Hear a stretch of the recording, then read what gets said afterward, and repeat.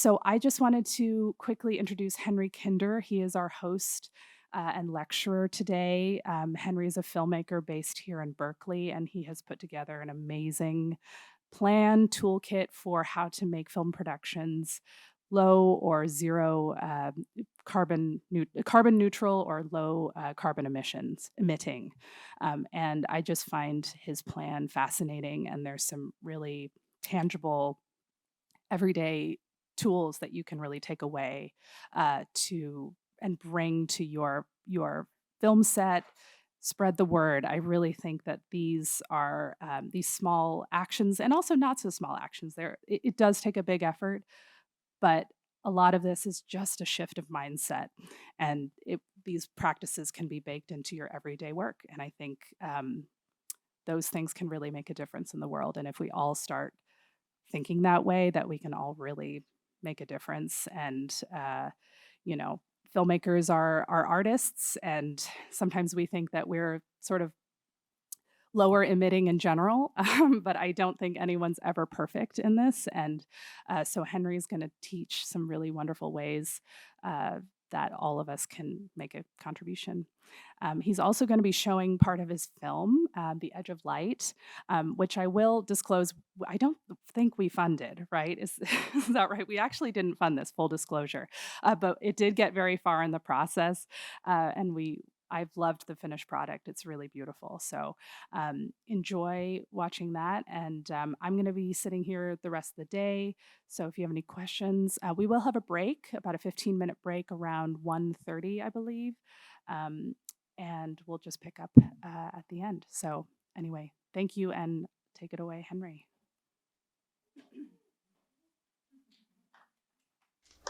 Cool. Well, thank you, Isabella and the Berkeley Film Foundation for hosting this conversation. Thank you guys for coming. It's really awesome. I really made this toolkit and kind of went through this whole process of tracking emissions and trying to figure out how to reduce our emissions on this film to be able to do this and share these ideas and hopefully kind of start a conversation with other filmmakers and storytellers and local media makers, and so I'm grateful to be able to have that conversation with you guys today. So thanks for coming out on Wednesday at lunch. Speak a little, Mike. Okay.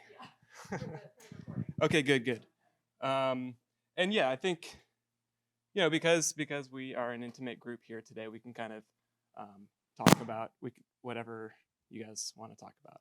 So I have some remarks that I'll share, but this definitely doesn't have to be a formal conversation anyway. Just yell things out at me if you want, and I will try to answer. So yeah, first, I wanted to just first show the film that I made, and not say too much in advance. We'll look at the film, and then I'll kind of speak a little bit about the process of tracking emissions and going through trying to make it in the way that we did. So yeah, without further ado, Mike is already on it. We'll just take a look and come back in about 13 minutes. The next 4 days are critical as they monitor wind conditions over the weekend. We've plunged into fire season again, with hundreds of fires burning more than 500,000 acres across northern and central California. Firefighters are battling 3 main fire complexes in the Bay Area while contending with triple-digit temperatures, high winds, and difficult terrain. At least 5 people have now died. In Santa Cruz and San Mateo counties alone, more than 64,000 people have been ordered to evacuate.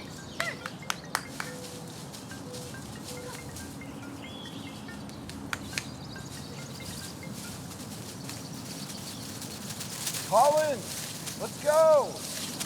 Come on, dude. I'm coming. Come here, Charlie. Charlie, come here. Come here, boy.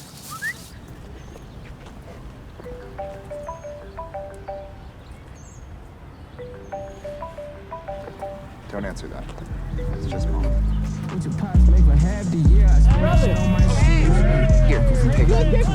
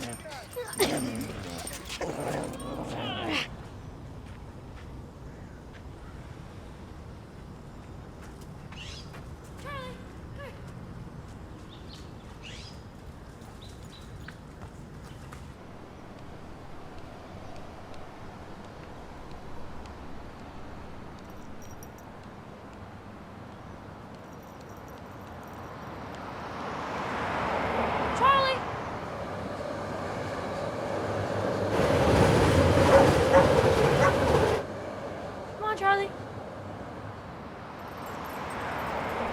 Come on, boy.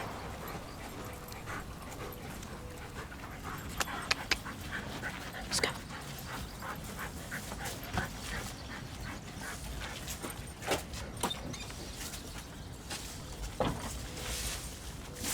Hey, hon.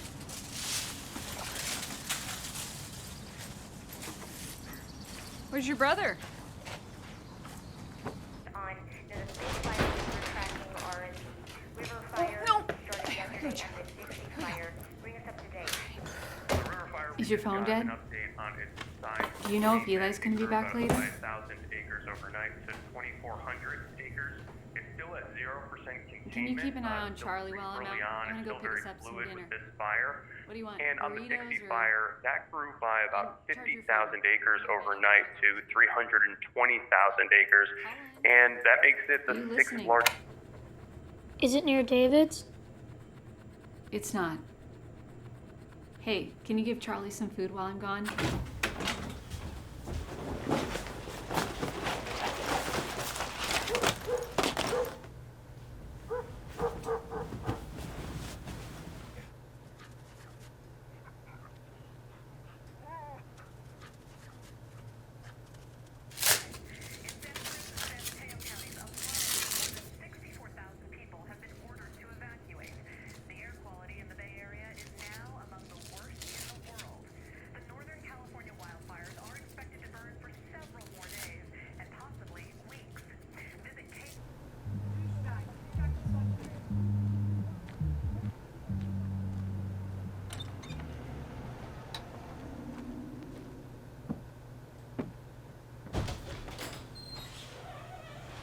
Where the hell have you been? I've been out.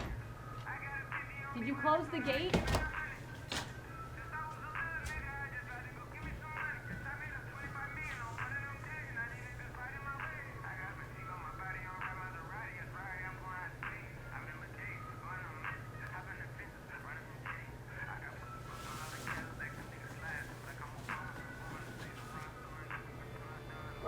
Charlie.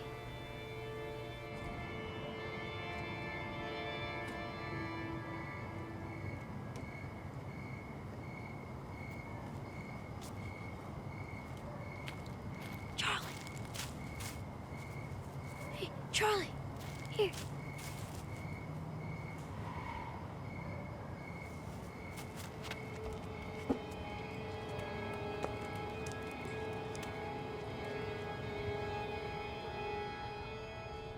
Charlie. Here, boy.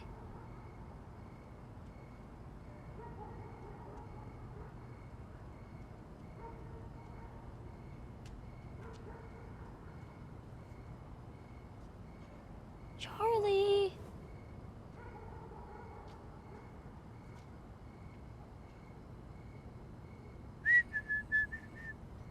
Charlie.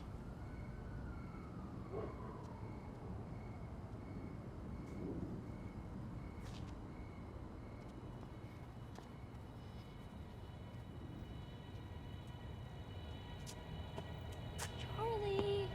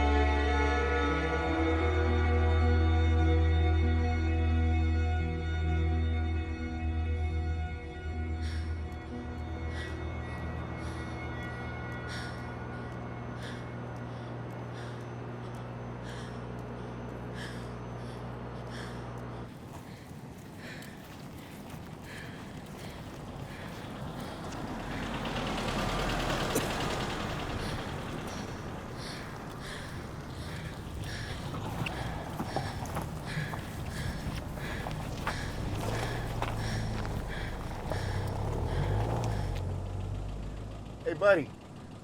What are you doing out here?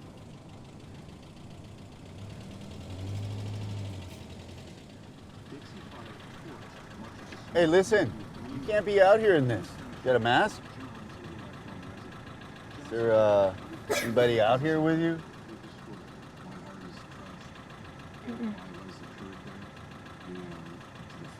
Listen, I'll give you a ride. No, seriously.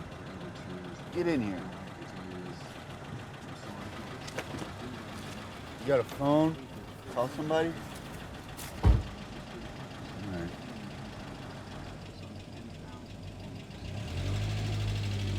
You up this way?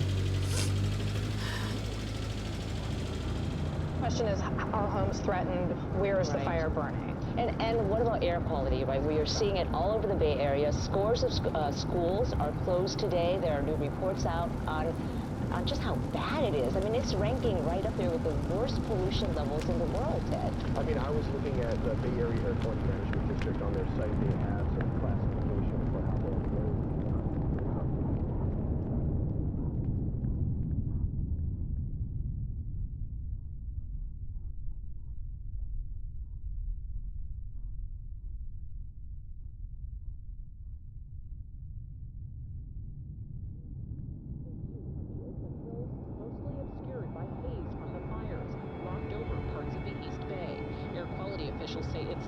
particulate matter, Here. which can get deep in Want the to give lungs your mom a and call? worsen breathing problems. What I would say is if you smell smoke and you see smoke, protect yourself. Keep yourself indoors, keep your doors closed, and try not to do exercise outdoors. Maybe exposed to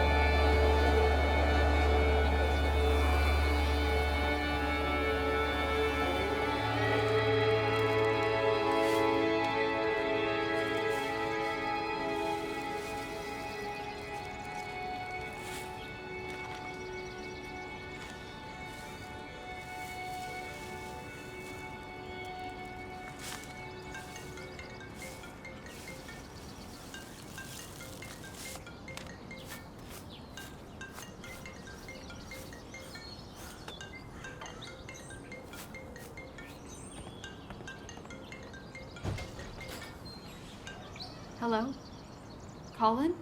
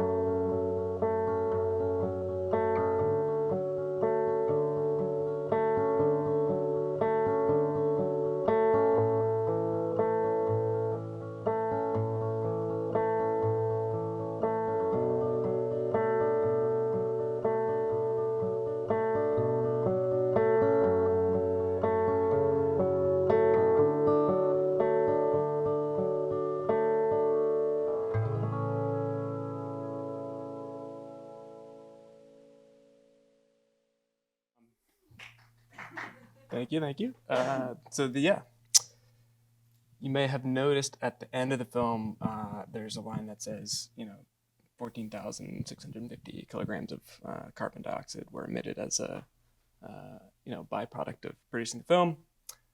So that's kind of the focus of what I'll be talking about now. But if you have other things that you want to talk about with the film too, happy to talk about it. So, just a quick roadmap of what I want to talk about today. First, just a little bit about kind of what this is all about for me and how I kind of came to this place in thinking about my own filmmaking practice. Most of this kind of information here will be about The Edge of the Light. because I really designed the production of that film with this stuff in mind.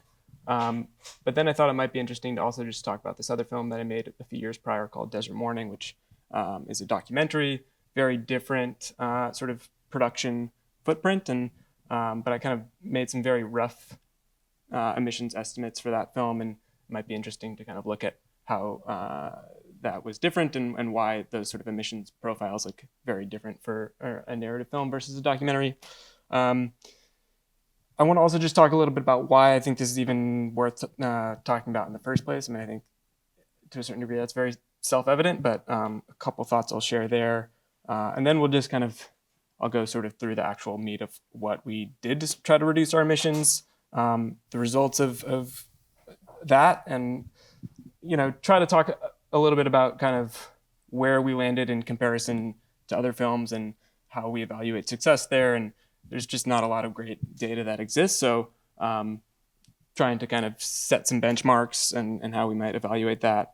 Some thoughts about just the general challenges of pursuing this type of goal, especially, I mean, I'll say like this toolkit and my thoughts are very much geared towards the indie filmmaker. I think this trying to make a film with few or no emissions is just a very different prospect if you're a Netflix or a Disney. And so, yeah, this is just geared towards people who are, working within limited budgets and with limited resources, as was the nature of this project. And then at the end, I just want to make sure I have some other kind of resources to share that I kind of came across in my own research, and then want to make sure you guys also have a link to kind of the full written version of this toolkit to peruse at your leisure. And then we can obviously just do questions and open it up for discussion. Okay, so where did this come from? For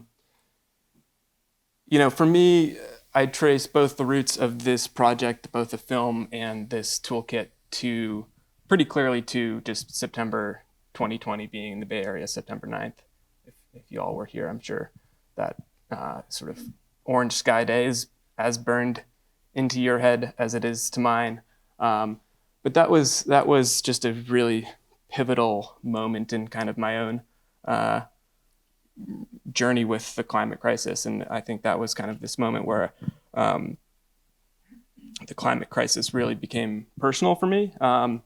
And I'm from Berkeley, so it was just this really intense kind of physical moment of feeling like this place is really changing. And so being a filmmaker, a storyteller, my immediate instinct was to try to communicate that feeling and try to help people who aren't from here and didn't feel that in the same way that I did, have an understanding of what that kind of really intense experience was like. But at the same time, I kind of immediately had this question or this quandary of, does this desire to make a film that raises awareness around a subject, but that in the production of making it will also contribute to the problem itself. Making a film, being alive, you're going to emit carbon into the atmosphere. And so kind of immediately you're faced with this question, right? Films, as much as we love them, they are kind of non-essential cultural products at the end of the day, with mostly large carbon footprints. And so I began to ask myself, at what point does the potential emissions of a project sort of make it unethical? Is it okay even to keep making films? These big sort of existential questions. And before I went too far down that road, I kind of quickly realized that I didn't even have the knowledge to sort of answer that question for myself. In a specific way, I couldn't really say that here's where I could draw the line, because I didn't have a good sense of what the actual sort of environmental impact of making a film is. So I kind of, to answer that question, I said to myself, I need to sort of make a film, go through the steps of trying to make a film with as few carbon emissions as possible, and really try to discover what that entailed, where I would kind of run into challenges, where would that become difficult in practice, was it possible to make it with no emissions? So from the outset of this project, there's really been kind of two parallel goals. One was just to make a great film that felt true to my relationship with a changing California, and then simultaneously it was really to test the feasibility of working in this kind of no or low carbon production mode, and to try to gain just a better sense of the true environmental impact of a film production, sort of in the hopes of being able to come closer to answering that question for myself, of sort of under what conditions do I still kind of feel okay with making films. So this toolkit and presentation kind of came out of that discovery period for myself. It's kind of my collection of reflections, learnings, thoughts, just from my first experience of approaching a film project with this level of intentionality around the environmental impact. So kind of in short, it's kind of all the information that I wish I had had before beginning this project. But that being said, I really do view this as a working document. I don't mean to present this as like the solution. I'm really coming to this problem from the perspective of an independent filmmaker, not an energy analyst or sort of any expert in anything, which is just to say that I've given these questions some thought, but I don't really think my expertise is more than anybody else's in this room. And like I said before, I kind of am excited to sort of share these thoughts and sort of to begin building a collaborative sort of sustainable filmmaking ethic in community with you all. So yeah, just a quick thought on why, because that is kind of a question that I asked myself and kind of wrestled with, and obviously the previous slide talks a little bit about that. But I think my questioning around the why has to do with like this understanding of the climate crisis being this huge systemic problem, and I think if we're locating the solutions on an individual level, we can see that as the fossil fuel lobby sort of winning that rhetoric battle.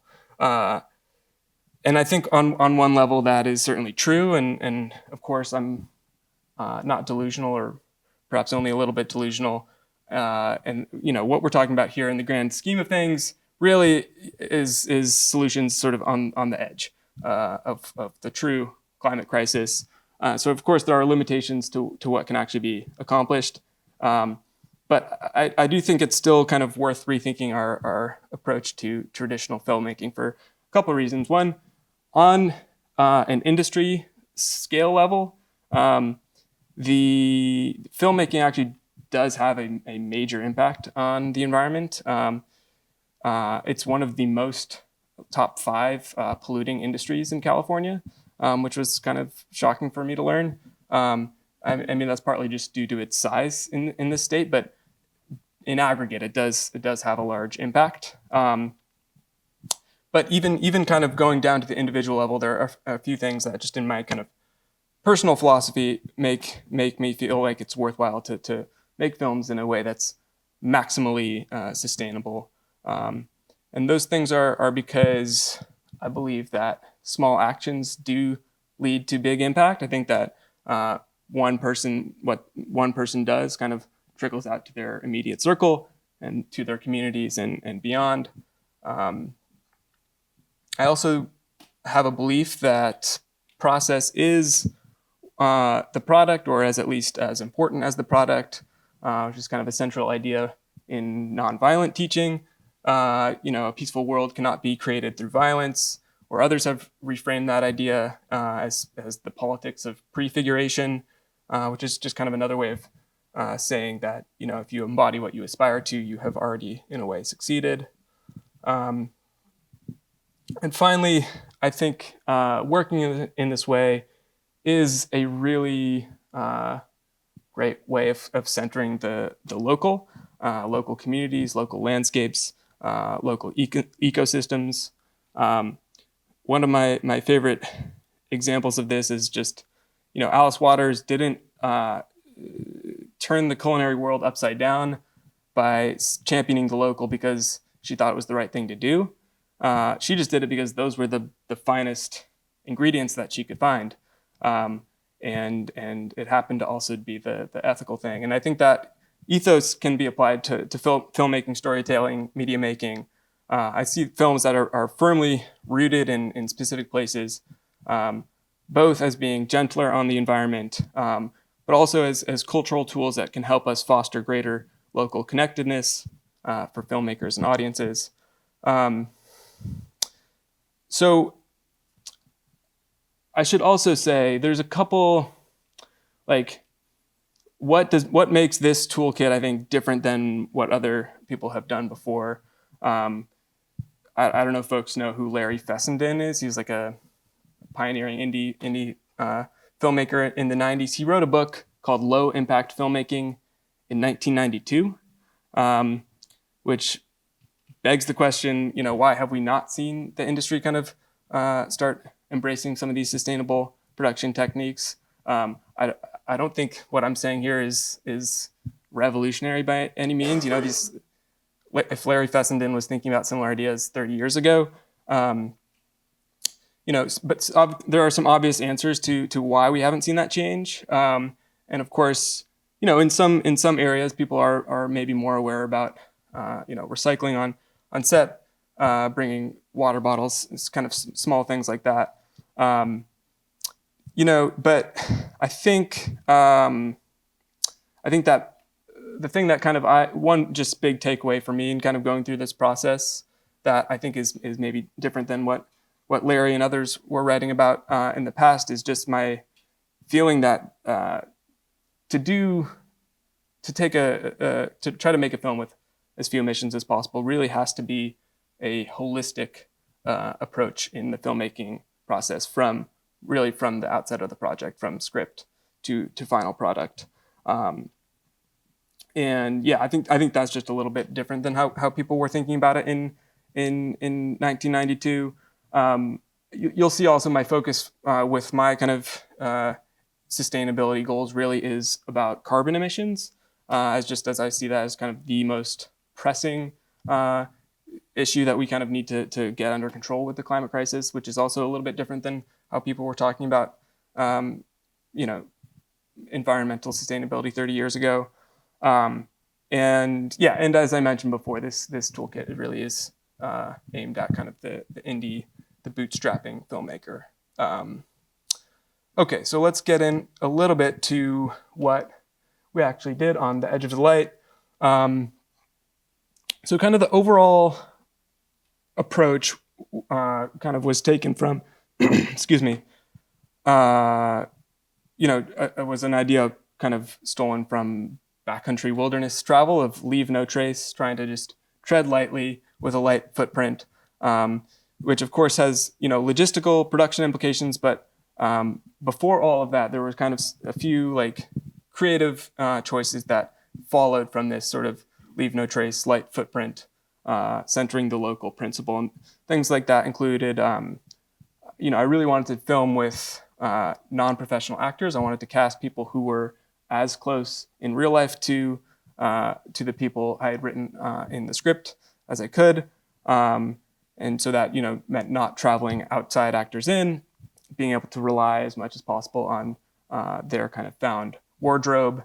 I really wanted to prioritize shooting in real locations and not sets, with found props, found costumes, and using natural light to the extent possible, not big artificial power-consuming film lights. So these choices were kind of consistent with my creative vision for the film, but because the sustainability goals were kind of from the beginning, I think it could also be said that the creative vision was consistent with this light footprint approach. So I think that really is the key. I think for a film to have success reducing its carbon emissions, it's just essential that the story and the filming approach be designed with this in mind from the outset. And I think, as we all know, because budgets and creative ambitions are always going to be at odd with each other in indie film. So by aligning the sort of creative goals and the sustainability goals from the start, a project is able to avoid as many sacrifices in both departments. Just as an aside, like taking this creative approach, from my perspective, wasn't really a creative sacrifice. The films that kind of are most influential to me through the process of making this film and just in life are these films that kind of blur the line between the created and the found, feature mostly non-actors, are lit with natural light. Films that people kind of often describe as hybrid narrative and documentary. And these are films that are very deeply rooted in place in that way.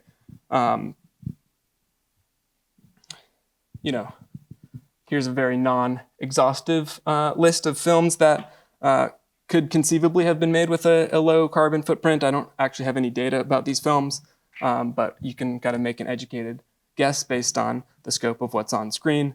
Of course, what I'm talking about mostly, and then we'll get into a little bit more of the difference here with Desert Morning, but most of this is about narrative films. Documentary filmmakers, of course, are often just working in this mode sort of by default. But there's a lot that still applies. Okay, so what next? I'd say. So these films have a low carbon emission rating currently? No, these films, I am just guessing based on what I know about their production, didn't need to have been made with a big carbon footprint because they, cast real people or didn't have a lot of travel built into the production.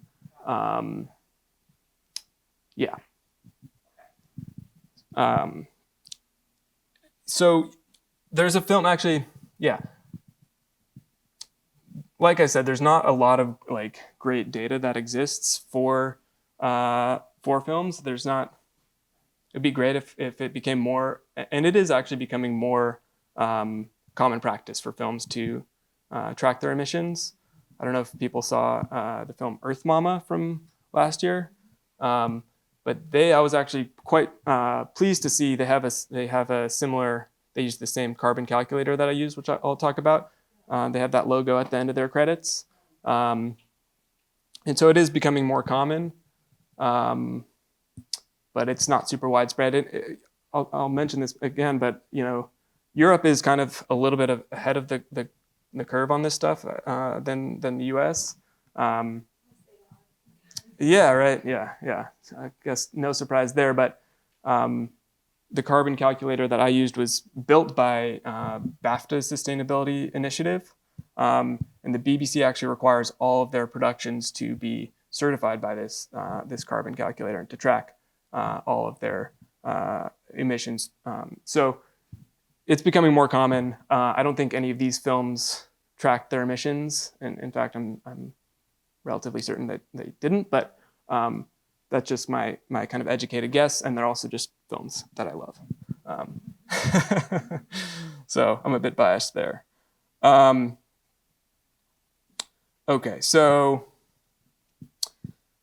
say a key stakeholder of a project, more often than not, that's going to be the director wants to sort of take this light footprint approach. How might they go about that? So writing always is the first step. And that if you want to take this approach and be successful at it, you have to kind of write that into the script. This is kind of a superficial checklist of questions, but asking yourself, how can your story be stripped down to its most basic version, which will probably also make it better. Does your story require a lot of transport on screen or off? Does this story call for big scenes with large set builds, large ensemble casts, complex lighting? Do you need a large crew?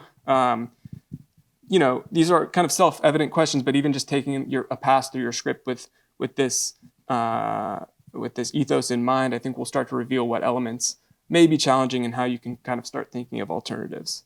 The next kind of essential part is assembling the team. As we know, filmmaking is not a solo endeavor, and it is a monumental challenge in and of itself to just build a great team for your sort of indie passion project where you can't pay people what you feel like they should be paid. And to add a layer of complexity to that of somebody who's also excited about reducing their carbon emissions can feel like a daunting task. And I think just the reality that's worth acknowledging is that for some, this level of effort and kind of conscientiousness around the sustainability efforts, even in 2023, can feel like a burden. So I have encountered that of just, it is an extra layer of thought that goes into an already demanding job. And so for that reason, I think it's kind of critical that the people you're working with are sort of equally or as much as possible bought into that goal. I think ultimately, as if you're kind of the creative force of a project, the reality is you probably will be the person who's most bought into that goal and most passionate about driving it forward. But it helps a tremendous amount if the people you're working with also share that, and it doesn't feel like a chore for you to kind of be reminding them of having to work in this way. And so I'm hopeful that there are enough excited filmmakers out there who are sort of at least curious to learn about what this can entail, that you can find those people. And my experience with The Edge of the Light proved that to be true. So that was a positive thing. And really, because The Edge of the Light was designed with this kind of approach in mind from the outset, there was never a moment of having to kind of re-engineer the project to fit into this goal. It really just became then a matter of communicating that goal first to sort of your department heads, your kind of key collaborators, your producers, and then all the way down to the full crew members. So even if it's not the PA who's going to have the biggest sort of impact on enacting some of these things, I think it is important that people kind of are aware. So to that end, kind of with each day's call sheet, we distributed sort of a green set memo just to kind of reiterate the goals of the project and some sort of small actions that can be taken for each day. I think by the time you're getting to this stage in production, most of the decisions that are going to actually impact the film's emissions have already been made. But it's still good for people to just be on the same page about what we're all trying to do. I know this text is like extremely small, so don't try to read it now. You can read it in the actual PDF toolkit. So one other thing I'll just kind of say on the building a team idea is, some films, some shows are starting to have kind of dedicated sustainability coordinator roles to kind of track all of these types of communications and materials, which is supremely helpful. The thing I'll say about that is I just think that role has to be somebody who actually has some authority over the way that the production is run.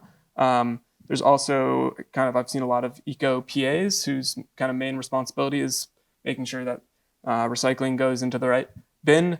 And obviously that just has a much smaller impact on the overall kind of emissions footprint of a film. I'll also say having a dedicated sustainability coordinator on a project is definitely a luxury. So kind of from the indie filmmaker mindset, I'm happy to report it's not absolutely necessary. If you're also the writer and director and producer and editor, you can also wear the sustainability hat, and it's not overly burdensome. I'm here to attest. So, okay, we have all these big ideas. We've written a great low emission script. how do you even begin to actually track the emissions? And that was a question that I had truly no idea about. And the great news here is that there have been some very innovative and smart producers who have kind of come before us and done the work and built some really excellent carbon calculator tools. So we don't need to reinvent the wheel here. We can just use one of these. And as I mentioned, the carbon calculator that I used on this film was made by BFF, their sustainability initiative, and it's called Albert, or wearealbert.org is how to access it. I don't know why it's called that, but it's super user-friendly, intuitive, and best of all, free. So big fan of their carbon calculator. You just kind of go online, make an account, create a project page for the film. They ask you to sort of first do an estimate of what you think all of your sources of emissions are going to be for the project by category, sort of filming spaces, non-filming spaces, accommodation, travel, etc. Then they also ask you to make sort of a carbon action plan where you sort of set your intentions for how you plan on reducing your emissions. Then you go off, shoot your film, and then when production is finished, they ask you to upload evidence for how you achieved what you said you were going to achieve. And then somebody on their staff sort of looks through your evidence and certifies your film with a star rating and a percentage. So super easy to use, very responsive staff. Just made it feel like a tool that was not kind of overly burdensome on top of just normal production tasks. And I thought the kind of certification process was a cool way of holding myself externally accountable to the world and also being able to kind of communicate that we did this in a clear and concise way. Yeah. Are they offering like real-time solutions while you're making these kinds of decisions? Like let's say transport, for instance, you upload that to the calculator preemptively and they give you a number. Does it offer any kind of like, here, you could do this instead? That is a good question. No, it doesn't. It doesn't, but, or at least not like built into the calculator. They do have a pretty extensive website with a bunch of other kind of tools and tips and tricks. So I think if you were to have your carbon calculator and also just peruse their other resources and guides, I'm sure you'd find lots of helpful resource, but it's not as much just like doesn't pop up if you kind of have to just connect the dots there. Yeah. I guess that's like what this is really coordinating around to then. Yeah. Do they have someone that you could talk to? Yeah. Albert? Like, do they have someone who you could like get a meeting with? Yeah. Definitely. They're very. I was emailing with them, and they're very responsive. I also did, and I can't remember exactly if this was necessary to set up an account, but I did sort of a webinar training with them.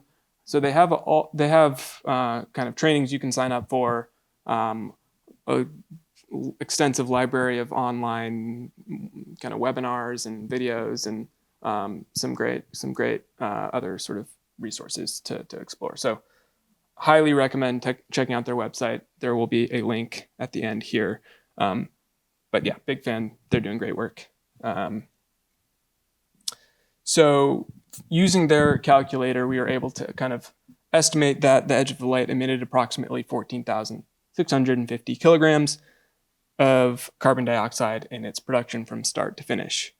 Now, what the hell does that actually mean? Is that good? Is that bad?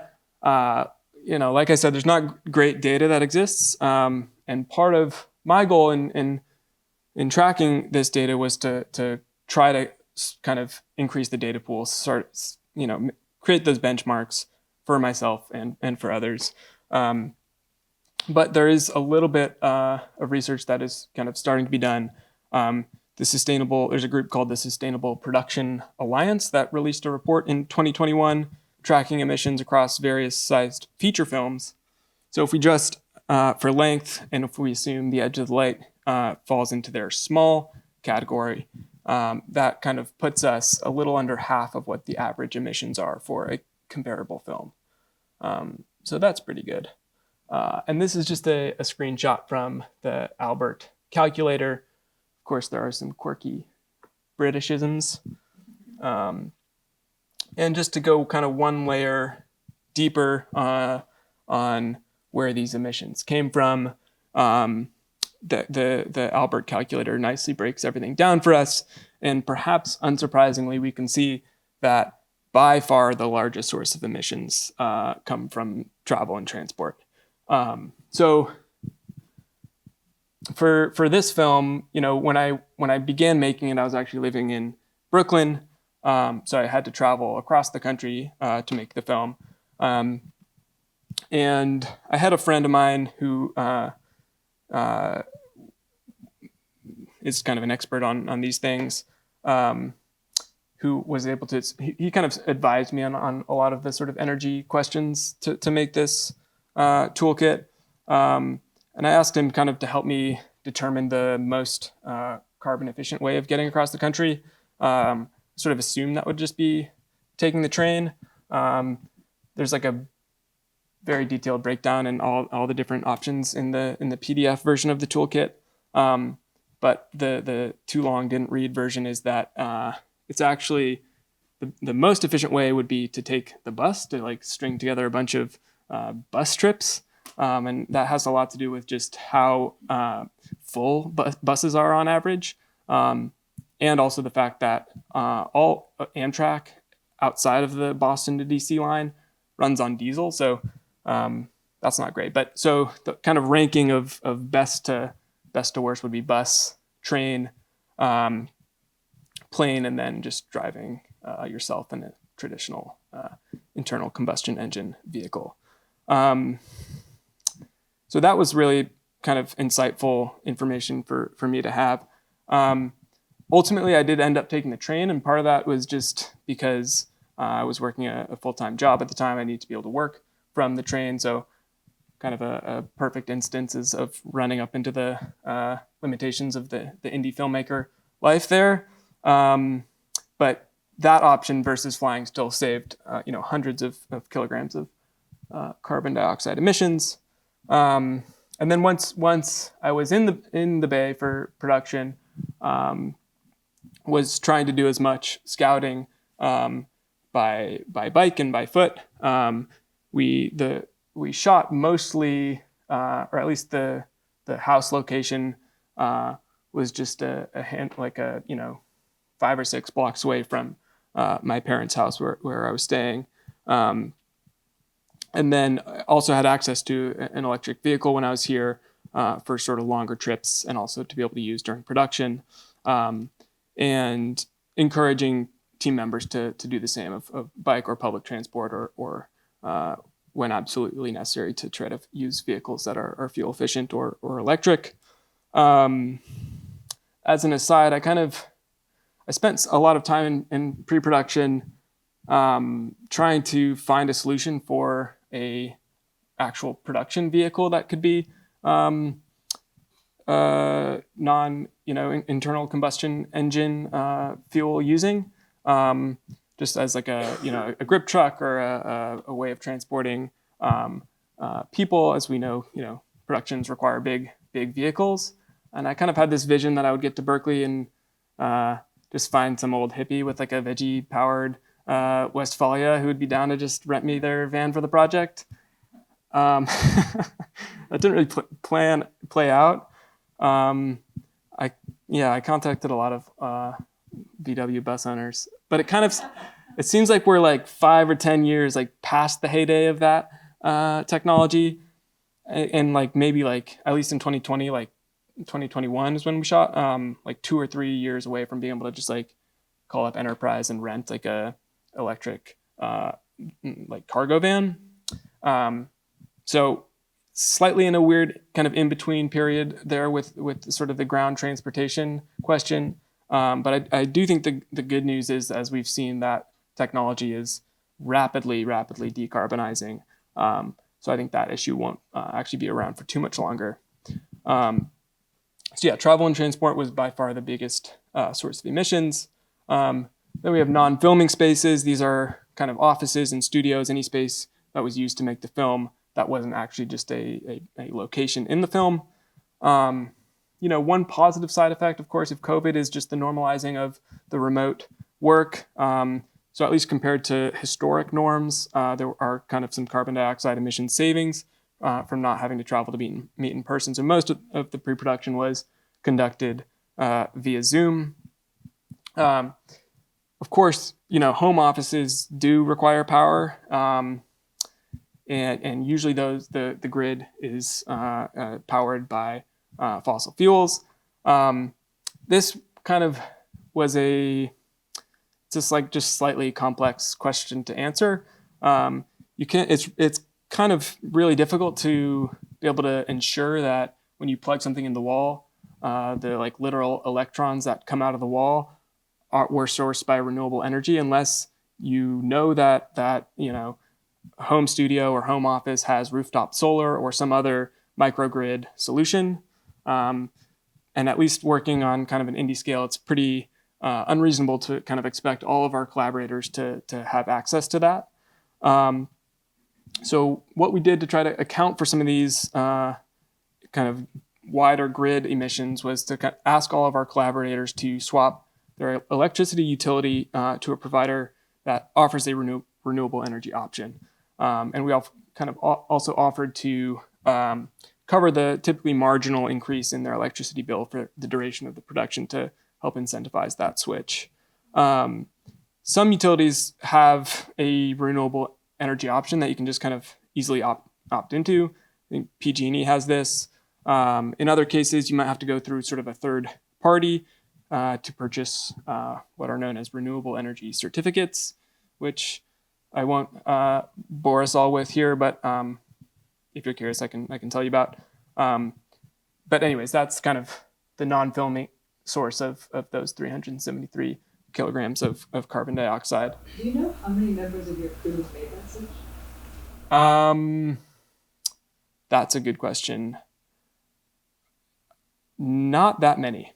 And I was hoping more people would, but not a ton of people took me up on that. Do you think it was complicated and people didn't have the time, or what do you think prevented people from doing it?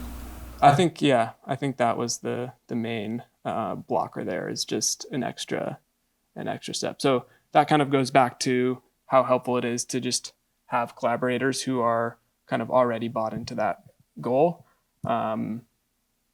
Because I think that's the reality of when you're spearheading a project like this, you're always kind of navigating this dynamic of asking people to do so much and to give so much of their time and resources and energy to this project. So you're always kind of having to check the requests that you're making of somebody. And if that's something that you can kind of expect somebody to just do on their own without you having to ask, that alleviates some of that additional asking that you're having to do. Materials, I think these are expendables, paper, food, batteries. And then, so for this film, as I mentioned, pretty much all of the sort of production design elements, props, wardrobes, were found or sourced from cast and crew personal belongings. And then there's just a couple kind of very small actions we took to try to ensure our light footprint was that we only ate vegetarian meals on set. Of course, we all know the impact of diets that include meat, reusable batteries for devices that use them, disposal, trash, recycling, obviously ideal to send as little to the landfill as possible. Recycling really is not a great solution either. Estimates do vary, but I've seen estimates that, that only 2% of things that are put actually into the recycling are turned into something new. So better to try to solve that problem before it even gets to when you're putting it into a bin. And of course, there is a very small carbon dioxide emissions impact to throwing things out as well. Small, but worth considering. Filming spaces, these are locations. For this film, there was sort of only one actually kind of powered location, which is the home. And we spent one day here and we designed the schedule of the day. So so that we were shooting in the kitchen and the bedroom when it made story sense too, which allowed us to use the natural light of the day as much as possible, which we augmented with these really cool reflective mirror kits to bounce a little bit more sunlight into the house. We had a couple small powered LED units for these night exteriors, but pretty minimal power draw with those. That's a picture of these mirror kits that we use to bounce sunlight into the room. They're pretty dope. And on the right, we didn't use these, but these are just other pictures of other cool renewable production tools that people are starting to use: a solar powered generator, a hydrogen powered light tower. These are both from British companies. So Europe, again, ahead of the curve. And I have a quick question. Yeah. How did you measure your disposal? How was that? That is a good question. I would have to look back at the Albert calculator, but there's basically, they just have a section for disposal, and you kind of, I think it's by weight. I think it's you input how much you kind of threw into the trash by weight and how much you put into recycling by weight, and then it has some formula for translating that into an emissions amount. Yeah. Did you find that, and I'm thinking about materials or maybe disposal as well, like crew meals and dishes, was there a pull towards having crew bring their own dishes to set versus like compostable dishes, or like the use of water to wash dishes versus something that you can throw or recycle or compost? Can you get a set on that? Yeah, that's a great question. I think the best case scenario is to use all reusable dishes and cutlery and cups and everything. For this film, I think we just kind of ran into sort of a capacity issue with being able to do that. So my best laid plans, you're always going to kind of run up against the reality of having to make a film also. And so that's kind of the dance that you're doing. And so I think on the next project, that's like something I would really want to do and prioritize. Yeah, does that answer your question? We didn't have any like single-use water bottles, so yeah, does that answer your question? Yeah, it sounds like reusable dishes that people can wash or rinse on their own is best, but then you might run into the time constraint of having to do that each meal. Yeah, exactly. Yeah, it definitely is. I mean, I think with all of this stuff, like, I don't think any of this is, I think it's all relatively intuitive. I don't think these are groundbreaking sort of solutions or innovations. I think it just takes an input of mostly time.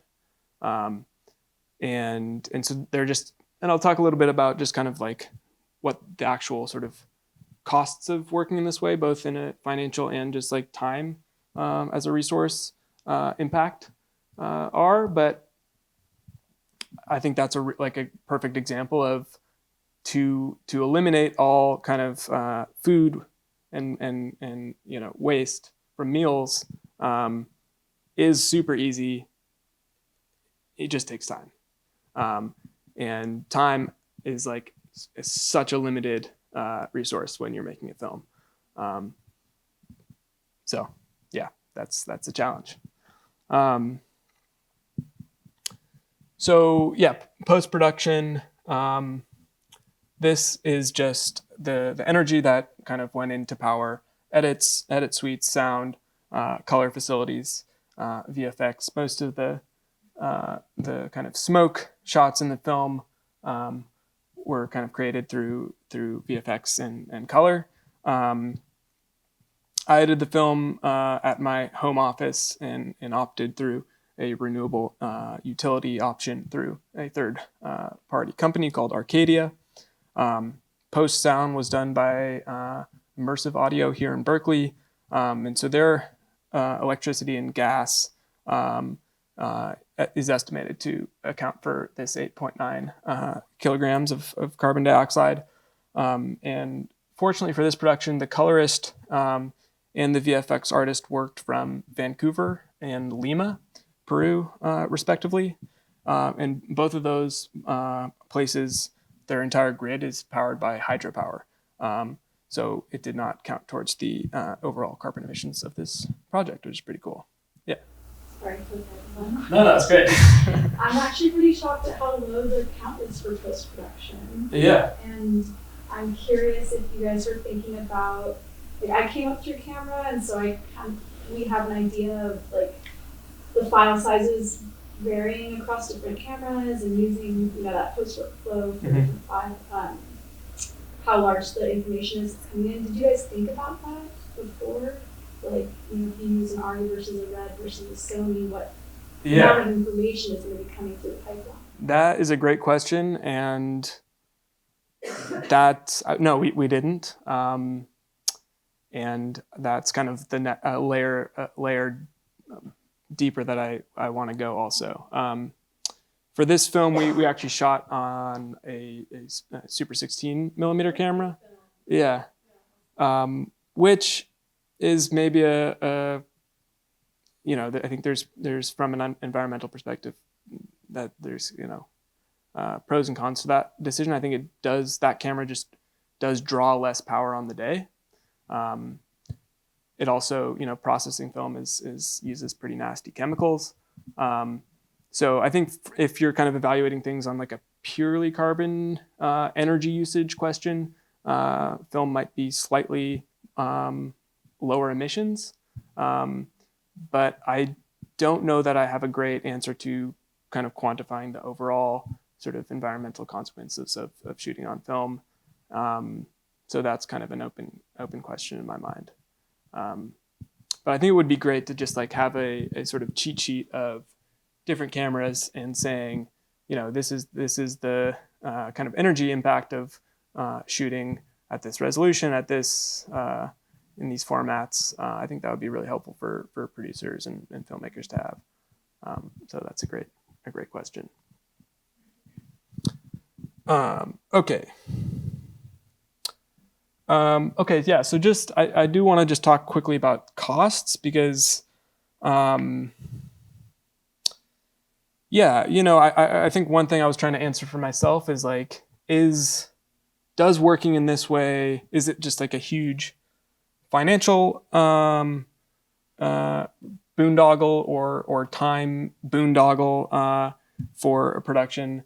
Is this going to be just totally kind of cost or time prohibitive for other projects?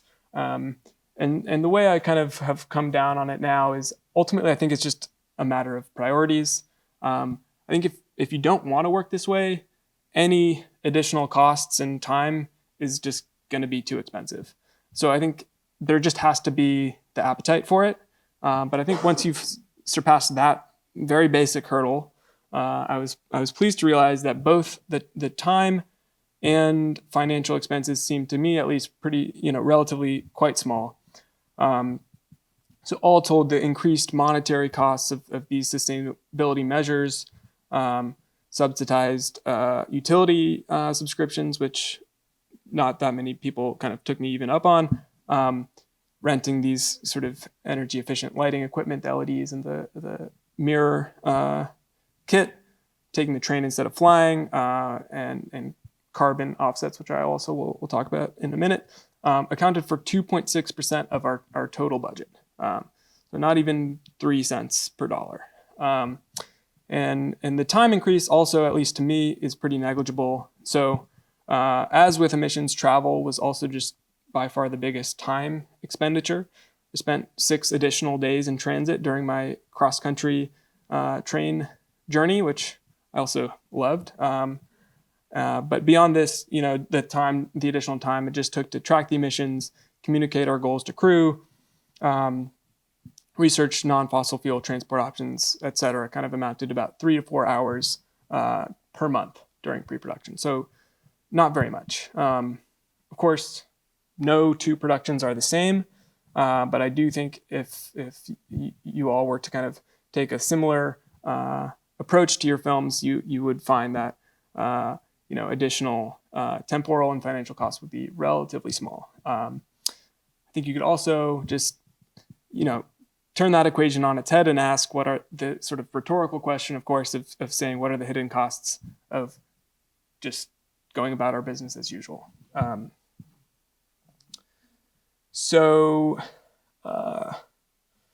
Let's see. Okay, yeah. Just a couple more things, and then we'll take a quick break. But carbon offsets, I just wanted to kind of share a couple quick thoughts on, because any film, any project, any company that claims to be carbon neutral, including this one, usually means that somebody has purchased a carbon offset to be able to make that claim, whether that's paying money to a land company to retire rights to develop a particular plot of land, or a soil company claiming to your purchase will allow them to bury a certain amount of carbon in the soil. From what I've read, the research I've done, I think these projects range from largely ineffective to extremely scammy. So I just think filmmakers should kind of proceed with extreme caution. And for that reason, I don't think offsets should really be considered in one's overall emissions reduction plan at all. Anecdotally, there's the film The Day After Tomorrow, the huge action film, claims to be one of the first ever carbon neutral films. But that's only because the director personally paid hundreds of thousands of dollars after the film was made to buy carbon offsets. So we should just be very skeptical of any claims of carbon neutrality. But I think if after you've made every other effort to make a zero carbon film that you can, and you've still managed to emit some carbon into the atmosphere, which of course you have because you're breathing, then I think it can make sense to at least consider purchasing offsets through a verified and accredited source. And to me, the reason that I think it still can be valuable is because it is ultimately a way of translating your emissions costs into dollars. And money talks, and I do think it's important to sort of internalize the cost that we've externalized for far too long. I also think that being able to claim that a film is carbon neutral with the appropriate communication around what that means can hopefully be sort of a helpful social pressure on other projects. I think it would be a great thing, as it is in Britain, if all kind of projects here were, if that just became an industry standard for films to do that, even if that was sort of the bare minimum that films did, it would at least sort of normalize the need to budget for these costs. So offsets, they're very controversial. Do your own research. So purchasing offsets to me just sound like a shortcut for people to sort of on the back end sort of appear to be carbon neutral. Because I guess I always thought offsets meant that you saved so much carbon in your production, but I guess it doesn't mean that. Offsets are sort of a tangible product that you purchase. Okay. Yeah, they're a very clever sort of financialized tool that the fossil fuel industry has created to appease the minds of people who want to feel better about emitting emissions. That's my very cynical take, but yeah. Fellow cynic. So. Yeah. Yeah. Have you seen any festivals that are initiating sustainable sectors of your films? You've got Indian film or people of color led film, or now a lot of indigenous filmmakers. I wonder if that's going to start to be Yeah. I haven't seen it yet, but I do. It just feels like a very natural thing to be next. I think as we've seen sort of greater awareness around representation in film, and other sort of ethical questions, it seems to me that sustainability is kind of the next wave of that. And I mean, it'd be amazing if festivals kind of promoted that, or big movie stars had in their rider that a film had to be take these certain actions. I think that would be amazing, but I haven't seen it yet. Yeah. Just to jump on the back of that question, and maybe you're gonna get into this if you're at this jumping again, but did trying to be sustainable impact what you did with the film after it was done, in terms of shopping into different festivals, showing up to festivals or not? Or... Yeah, that is a great question. And yeah, it didn't impact what I did for this film super explicitly, but I think it could and perhaps should have. And I think a totally comprehensive, holistic action plan certainly follows the film through its entire life cycle. But yeah, I think that it is also just a question of kind of bandwidth and what you're able to kind of continue doing. But yeah, I think ideally. Yeah. As a follow-up to that too, did you apply to any sort of environmental specific film festivals with this project? And if so, do they have any sort of requirements for carbon neutrality or filming tactics? Yeah. No, I definitely submitted to some, but have yet to see any at the kind of submission phase, any festivals asking for that, or I think my experience with it is that I've seen less appetite for it from kind of the festival perspective. I wrote a lot of sort of cover letters to festivals championing this aspect of the project, and this is obviously so just like anecdotal to this project, but didn't experience a lot of feedback on that of excitement or so yeah for whatever reason. I think there's a reason. I mean, this is kind of, but yeah. I feel like we're pushing into an arena of the film industry that doesn't want to go there because it could eradicate so many jobs and the kind of like lavishness of the bigger industry, maybe not just indie, but and I feel like there's some people in power who don't want it to go there. Yeah. I think that's right. I think there's a real working this way challenges a lot of assumptions and ways of working that have been put into place and really kind of institutionalized. And I think more so than even the cost thing, I think it's a time thing, which of course on bigger shows does translate to cost. And so I think if that is your only bottom line, it's going to be pretty difficult to work in this way. And I think that's actually, I'll get into this a little more, but I think that's one way where I think independent filmmakers can sort of lead the way, because we have, to put a very positive spin on it, the luxury of working without huge budgets, because it just allows us to have a little bit more kind of creative freedom around how we spend our very limited resources. Yeah. Let's take a break. Yeah, I feel like we can kind of continue the off-grid documentary wilderness filmmaking conversation I'll just show the other film that I have, which was made in a similar way. It was made as a documentary about this national monument in southern Utah called the Grand Staircase Escalante National Monument.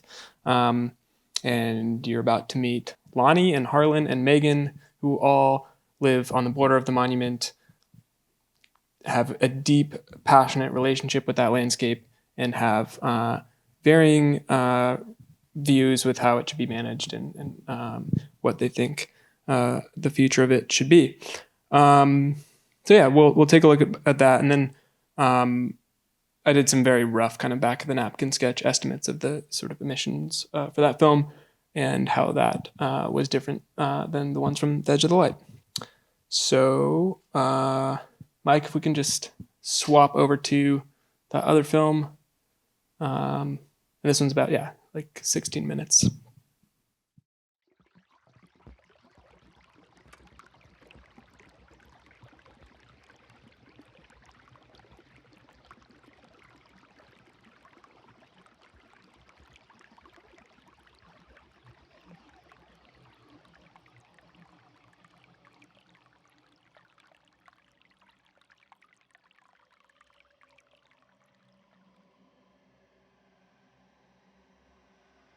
Grandfather, creator, old people that are down here, we want to say a prayer, and we ask you that you bless us and bless the water that we drink and the food that we eat and nourish our body and give us strength. And we say this in the name of Jesus Christ, amen.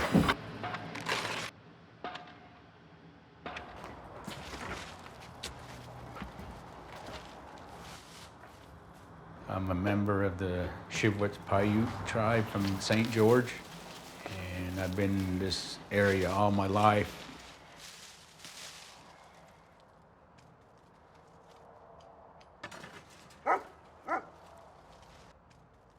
The people that do the national monuments, they invited me to go to a meeting in Capitol Reef.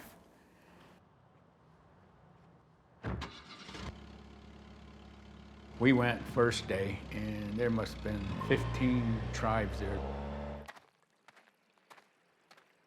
And we all introduced ourselves, and then the people that do the national monuments were there, and they represented a map. He said, this is what we want.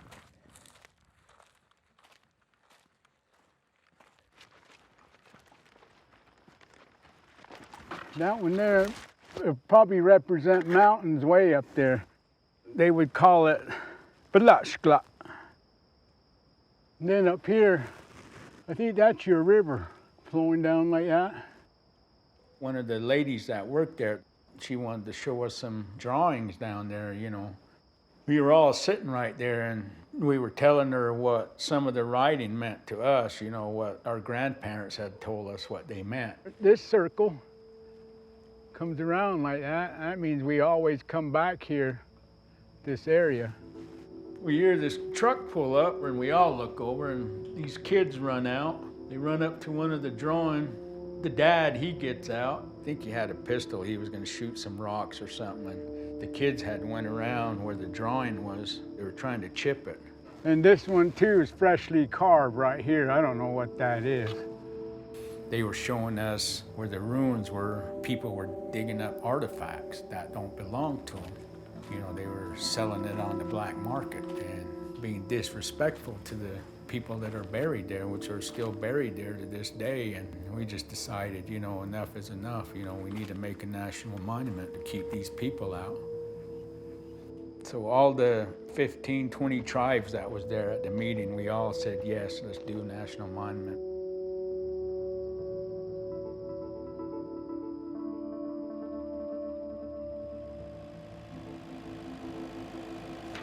I'm about to sign a proclamation that will establish the Grand Staircase Escalante National Monument.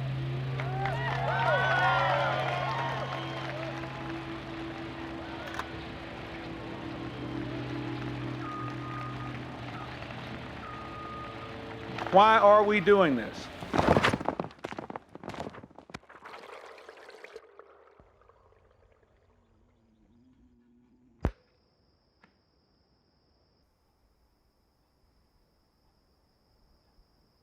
I love what I do. I love the cattle business, all aspects of it, and I love being out on the land.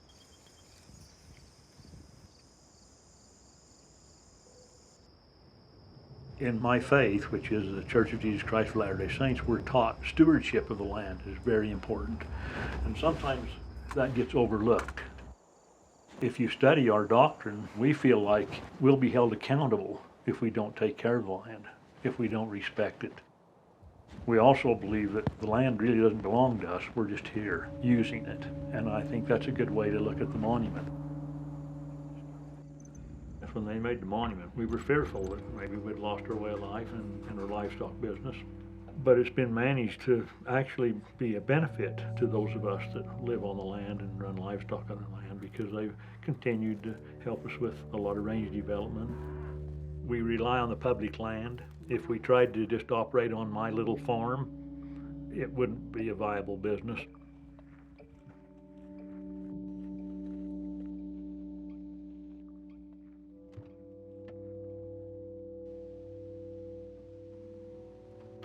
I have like a spiritual connection to it. And I almost get emotional talking about it. As you know, I lost my second son.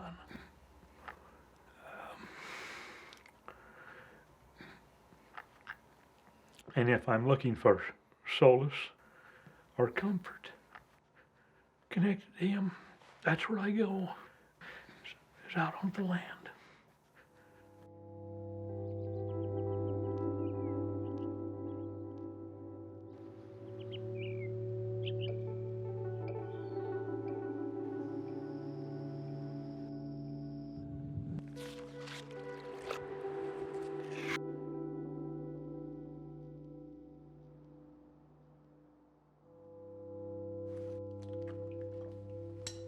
In high school, I got a job working for the Grand Staircase Escalante National Monument.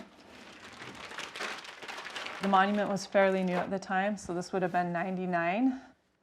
There was still a lot of resentment about the monument being made. I think there had been reports of like tire slashings and things like that of government vehicles. I felt like I really got to know the monument really well in a really short amount of time. It was kind of a magical summer. Things were pretty terrible with my mom and dad. At that time, I needed a place. I went back to school, finished my degree, and then got hired on permanently as a backcountry ranger with the Grand Staircase. Because it always was and always has been a place to work out my own inner stuff.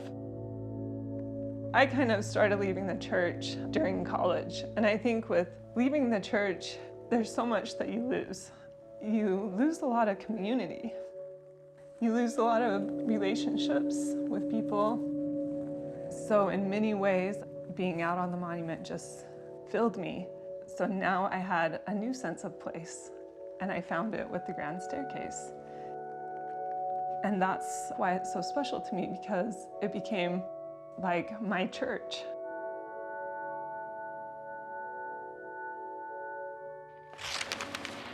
These actions will modify the National Monuments designations of Grand Staircase Escalante.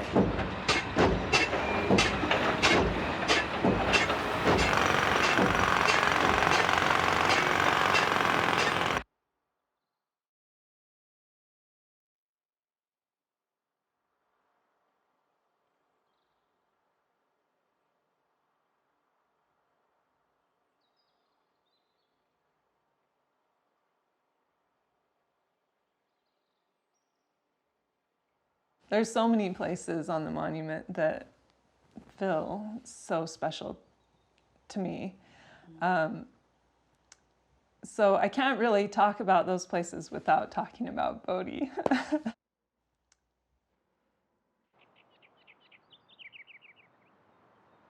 Yeah, he loved this country. He knew it better than I did. In the Escalante country especially, he spent a lot of time there when he was backcountry ranger for the monument. That's where he got to know Megan. He was stationed up in Escalante and I was stationed down here in Kanab, so we didn't overlap a lot, but when we did, it was always memorable. He grew up Mormon as well. I think he loved a lot of things about the church, but I think he also always felt that he saw things differently. We connected in that way. And I always knew Bodie struggled often with depression. That was something that came up during our time together when we were hiking a lot on the monument. When this stuff started coming up with reducing the monument, it started to create a lot of divisions again within our community that I felt like were healing. But all of a sudden, they got ripped wide open again. I asked Bodie how he felt, and he said it felt really lonely.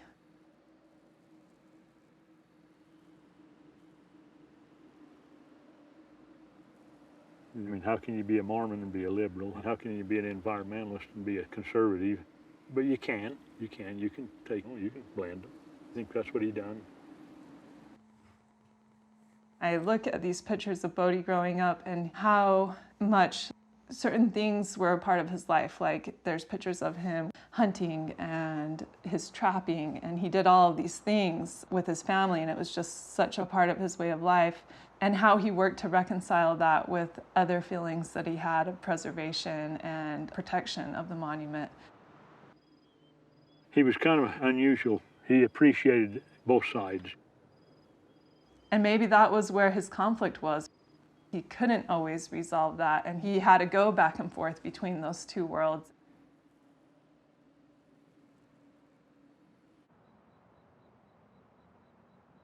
Two Christmases ago, I got a text from my mom that Bodie had taken his life.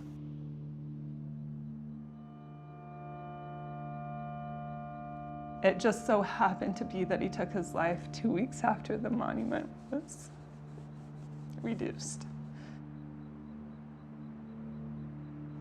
I know no other person who has the love of the monument that Bodie had.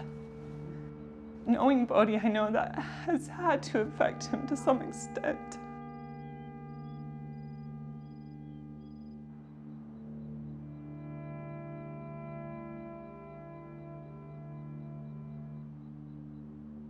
I feel lonely here the majority of the time. And I often feel like there's not a space for me in this place, in this town. And so I think about leaving, and I think of any other place that I would go to and how I have a sense of place here. I know I could be anywhere out on the monument, and I know where I am. I might not know where I am, but I know where I am.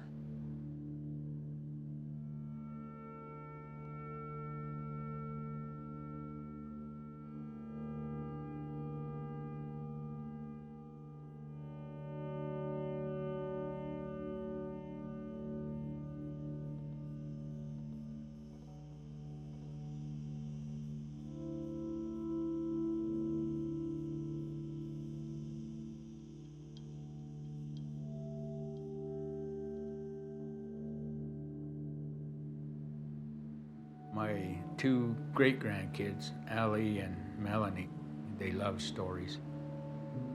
So we'll build a fire up and they'll be cooking s'mores, and I'll tell them Indian stories about the coyote, the skunk, or what their grandparents used to do, you know, when they used to hunt. This one here, back when we was little kids, what do they call them, Russian olives?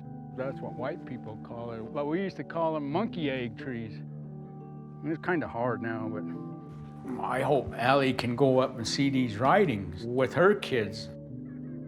I hope my granddaughter, her mom, would teach her these things, you know, about the writing, about the Indian stories, all this stuff. Because once it's gone, it's gone. There's no ever getting it back.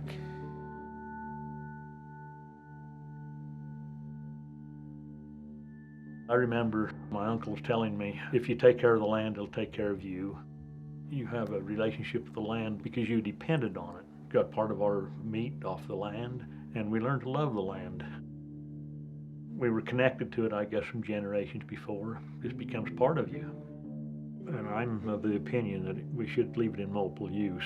I don't want to see it locked up so that we can't use it for the benefit of man. I look out my front window and I see the Aquarius Plateau, better known as the Escalante Mountain, and I look at it every day and I never take it for granted. Because that's where I find peace. Because he loved us so much.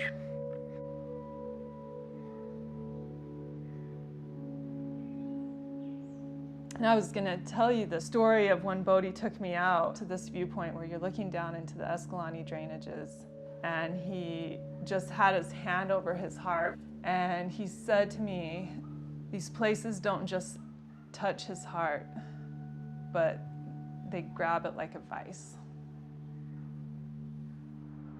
And I feel like if we lose that ability to have that quiet and lose that ability to look up in the skies and see the vastness and see the other worlds that are out there in the universe, then we lose a lot. And I don't know what it is we lose, but I'm terrified of losing it.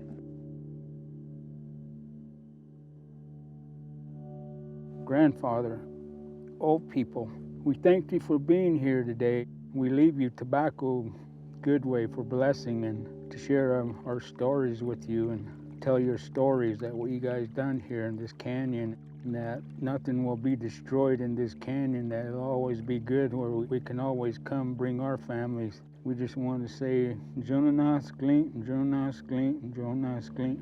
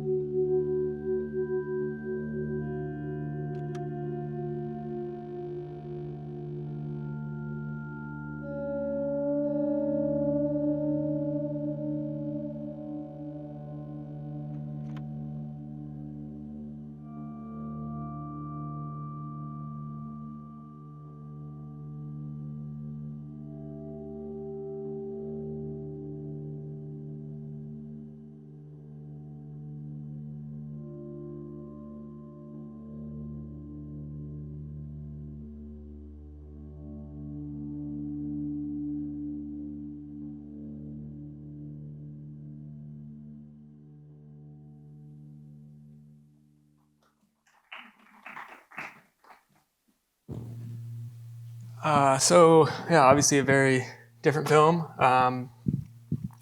and one that is about the environment, about landscape, but I didn't approach it with the same level of intentionality around our missions in the same way that I did with The Edge of the Light.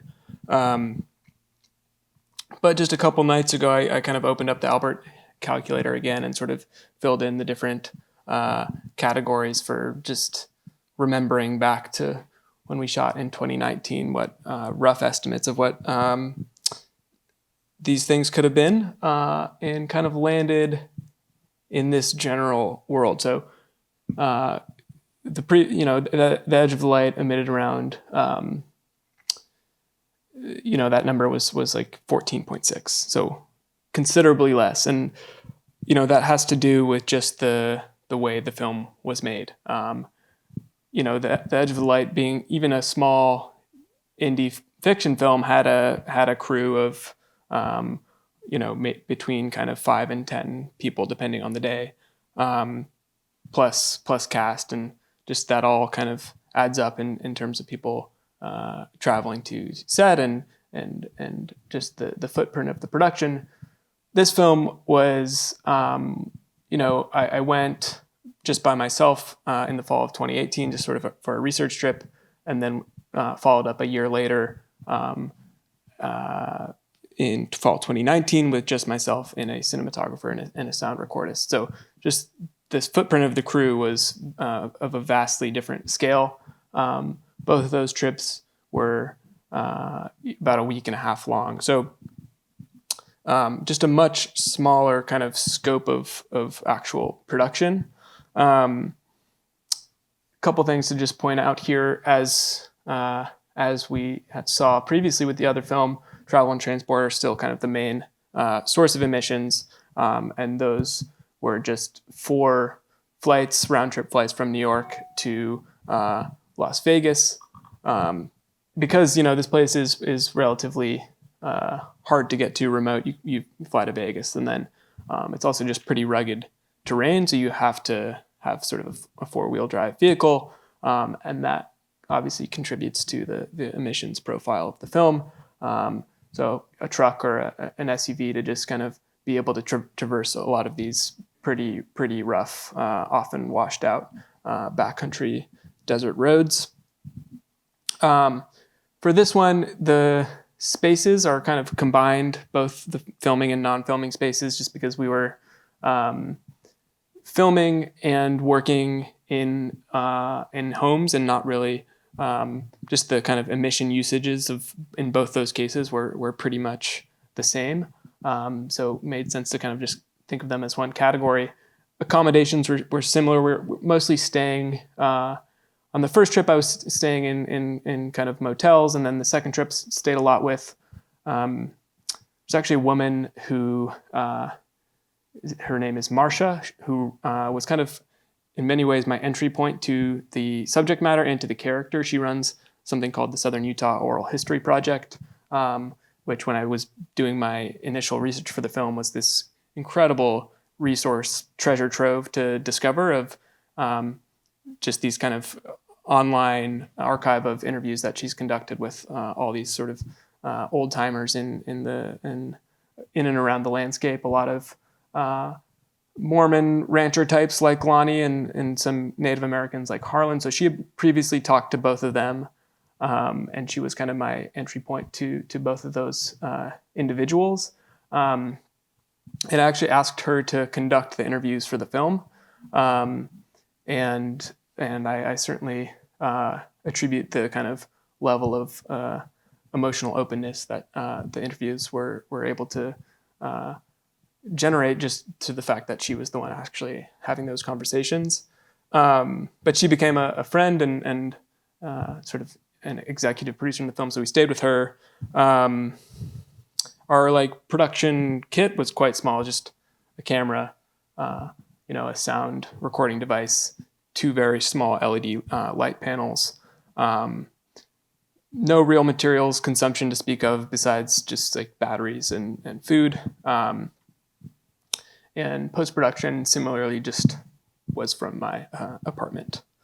So yeah, I think there's some kind of learnings here around just like documentary versus fiction in terms of the overall footprint, but I think it is definitely interesting to note just the consistency in travel and transport being just the primary generator of emissions.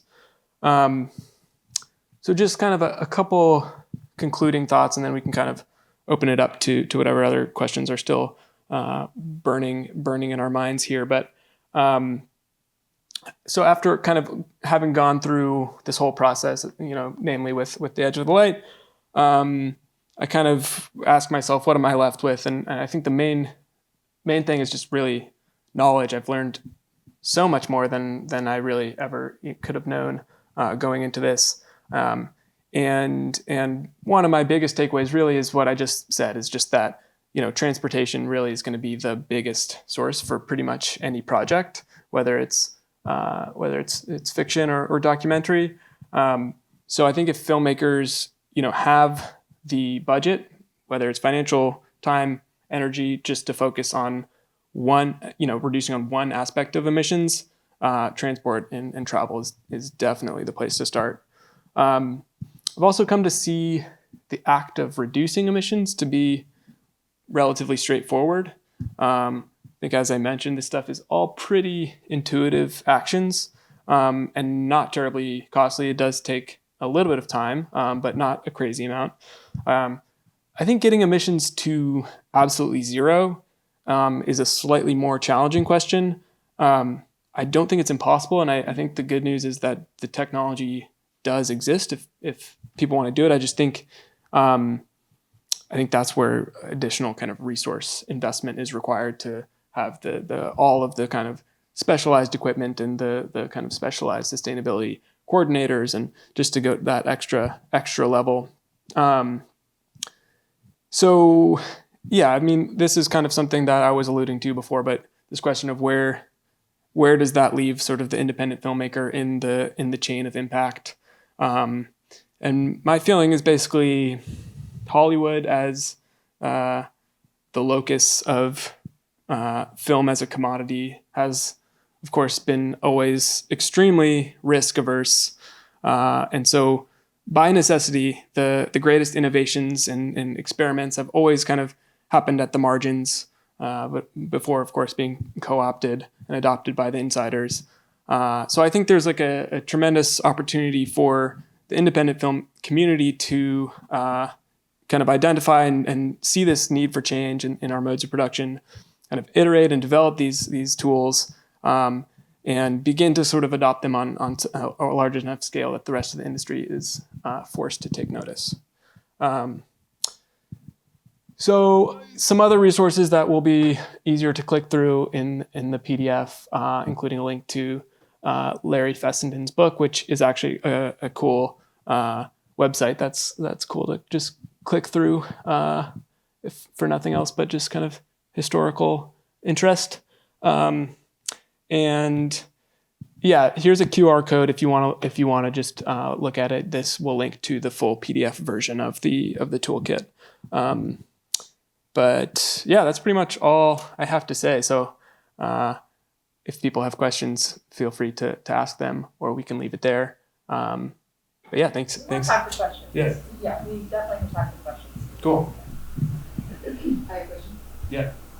Do you have other projects kind of in the works, and how are you approaching those with this mindset? Yeah, definitely. I mean, I want to basically make a film that's expanding on, thematically at least, the world of The Edge of the Light. And I think my experience making The Edge of the Light was very affirming in the sense that it showed me that I could work in this way, and take very tangible steps to reduce the emissions of the film project, and that it just felt very achievable. I haven't come away from this feeling like it's unethical to keep making films. So yeah, I think I want to continue telling these very kind of hyper local stories that incorporate elements of real people and kind of these sort of documentary elements. I think that's it was exciting to make this film and feel very excited about the sort of process and sort of creative opportunities that it felt like came out of it. Yeah. Good question. I'd like to ask the group, since we're so intimate today. I'd like to know what each of you are working on, if you're working on a particular project, or if there's something you're aspiring to start or develop, that maybe some of these points you're going to put into practice, and maybe if there's something, or maybe your mind is blown and you're like, oh my God, I don't think I could ever do any of this stuff. I would love to hear from each of you about something like that.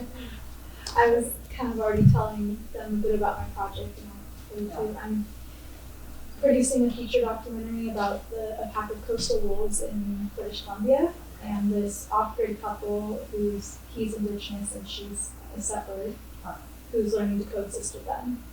Completely off-grid. There's no town, there's no roads, there's no cars on this island. It's ancestral land. Boat in only. There's not even a dock, so you can have to dry dock the boat and wader into the water and hand carry supplies onto the island. Wow. And it's you and it was our crew, this couple, and I think there's 11 wolves in the pack.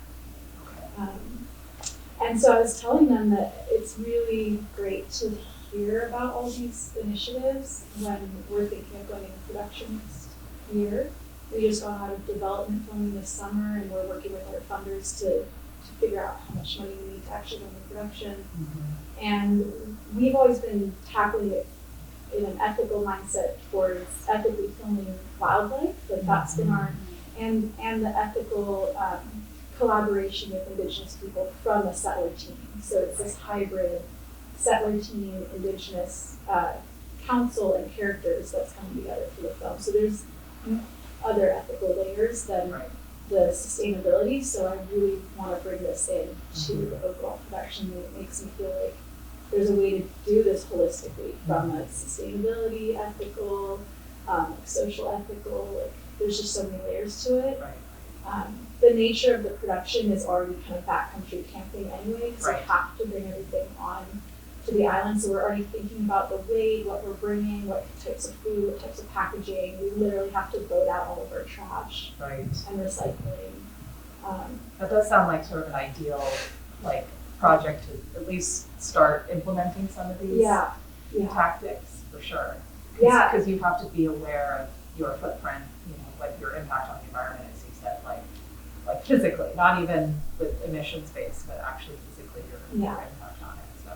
Yeah, and even thinking of like what foods we can prepare on this island, because it's all native land, and we don't want to bring something invasive in that can start to grow and spread on the island. So there's just a lot to think about, and we do have like they're a new channel, it's the nation. So we've got like a new channel council that's advising us on how to do this. But yeah, I mean, even our development filming in July, we took out 3 large trash bags of trash that we had accumulated during that week, and I'm thinking like, what could we have reduced in that already?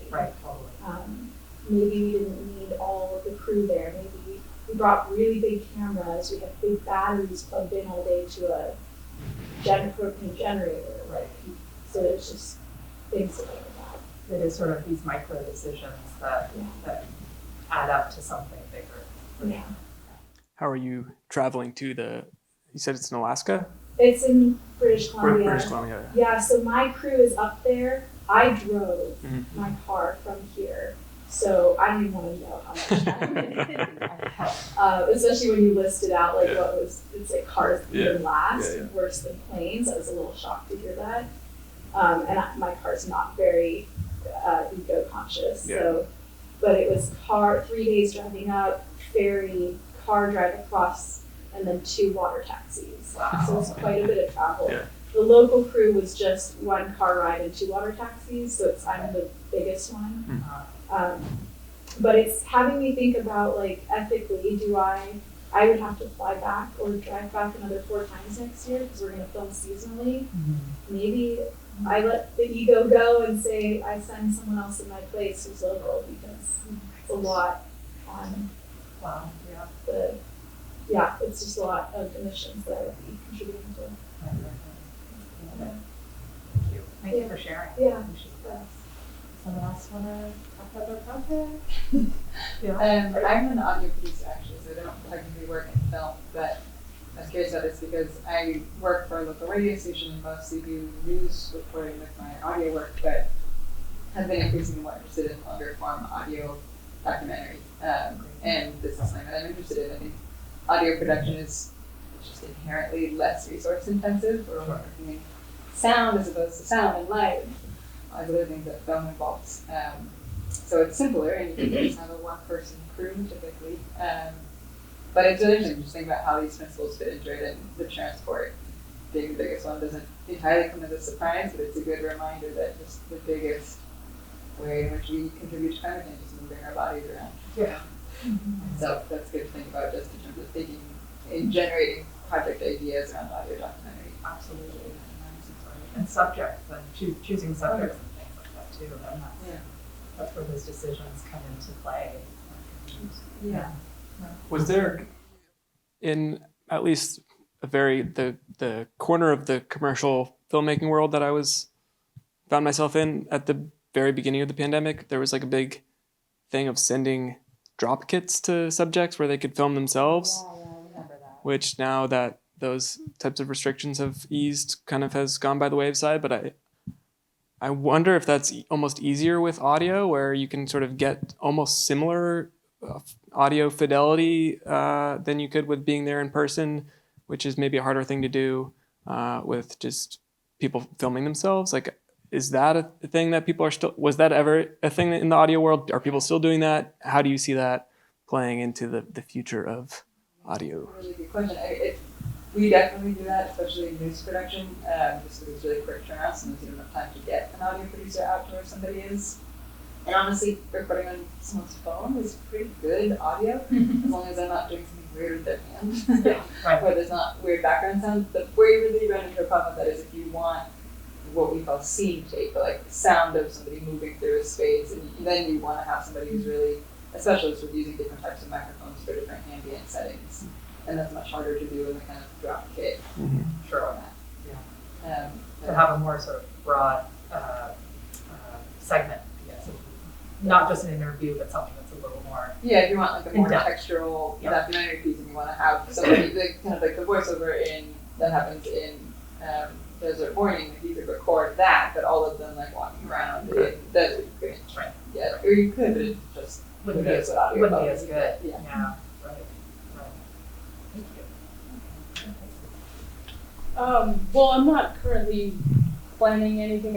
As I said before, I'm a colorist, so I don't go out and shoot anymore. I do have the cinematographer background. I went to school for that, and I was shooting for a few years prior to kind of like a consciousness and, reducing your carbon emissions. But you kind of brought up a minimalistic approach to filmmaking that I sort of tend to forget. You kind of sort of go for like the big stuff and the big budget and the big lights and the big camera and the big stuff. And it's like, wait, you can, reduce it. You can go back to your essentials and still make a great film. So I think that's the biggest takeaway from like watching both of your films. It's like a reminder that it's like, dude, scale it down. Like you don't need to stress about like, gathering the biggest of everything, like the biggest crew and the biggest, I think you're proof, that we can make something really amazing and profound and yet keep it very low impact. Right. And, I'd love to connect with more people that have this consciousness, Absolutely. Yeah. I think that's a great takeaway. Oh my gosh, that's like the dream scenario. Yeah, and I think for all of you who are in various roles in media, I think,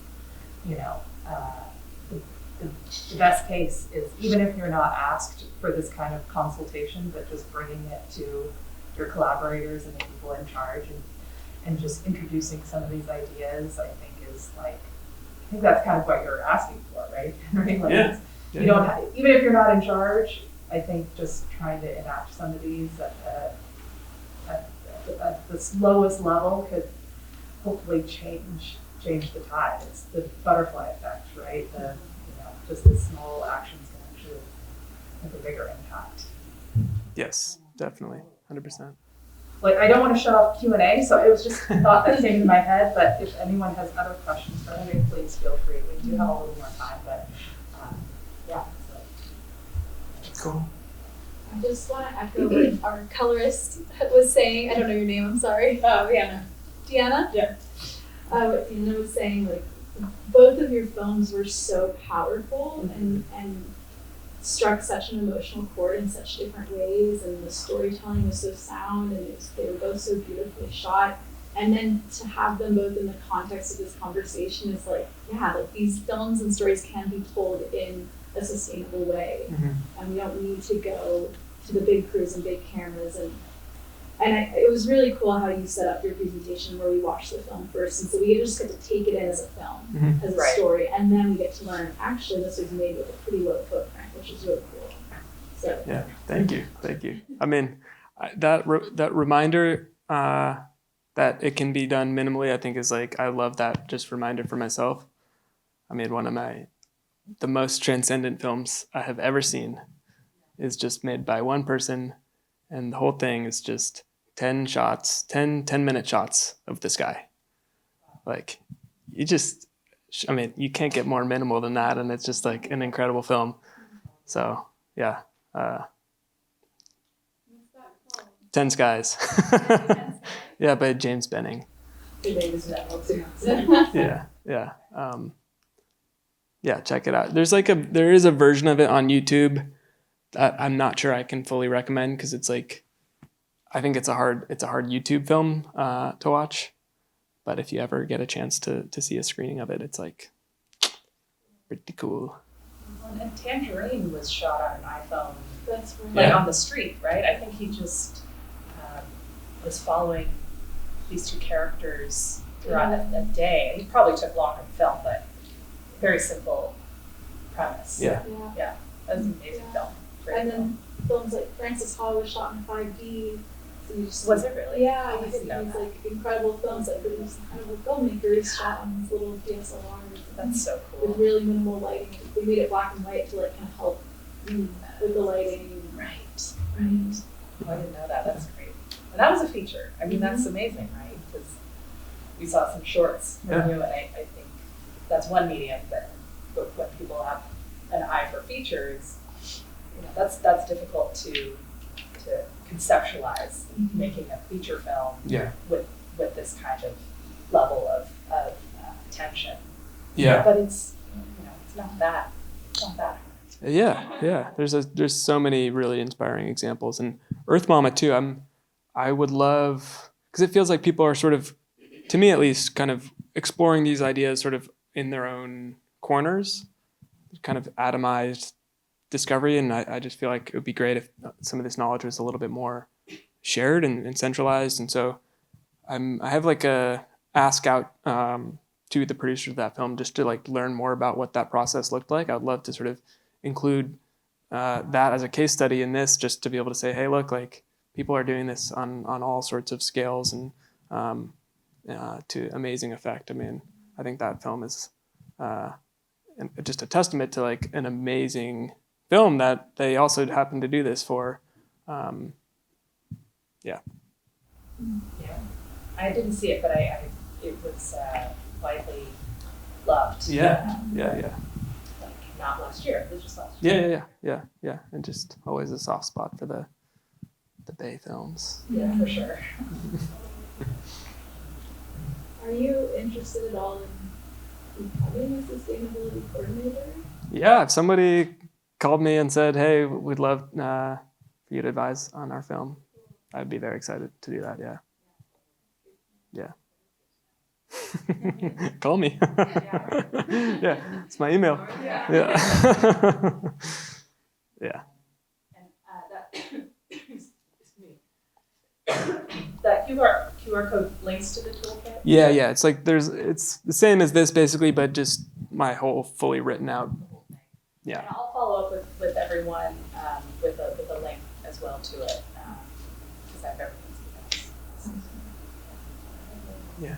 Well, thank you so much, Henry. That was great. Thank you as well, and thank you guys. Yeah.